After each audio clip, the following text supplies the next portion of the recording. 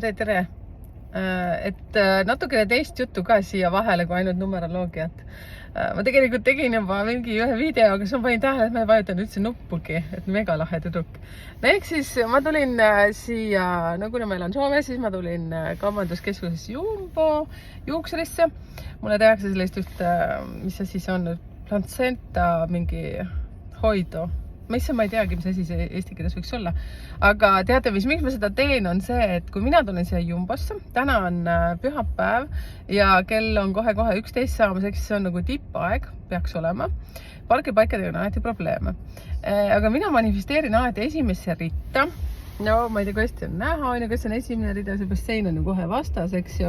Kes siis on käinud siin Jumbos teab, et siin on raske saada kohti siia kuhugi esiritta ja siis ma manifesteerin alati endale, et mulle meeldib tagumine rida, sest on hästi mugav siit välja tagurdada. Ja vaadake, kui palju on vabu kohti, jah. Et pange pluss ja kommentaaridesse, kui teie ka alati manifesteerite, et te saate selle koha ja teil on see koht alati olemas. Mul on olnud selliste inimestega kokku sattunud, kes mul on nagu kõrval või siis juhivad ja mina olen kõrval, siis niikuinii ma siin ei saa ja siis kui hakkab jonnima, siis no nii ongi, ta ei saagi nagu ja siis ta ütleb, no mis ma ütlesin. Ja mina vaikides musad kuulates siis lihtsalt alati saan selle pargipaiga. Vaat nii, pange plussid, kui te saate pargipaikasid alati sinna, kui te tahate ja pange miinus siis, kui lihtsalt mu jutt on munkikaka. Ilusat pühapäeval, tšau.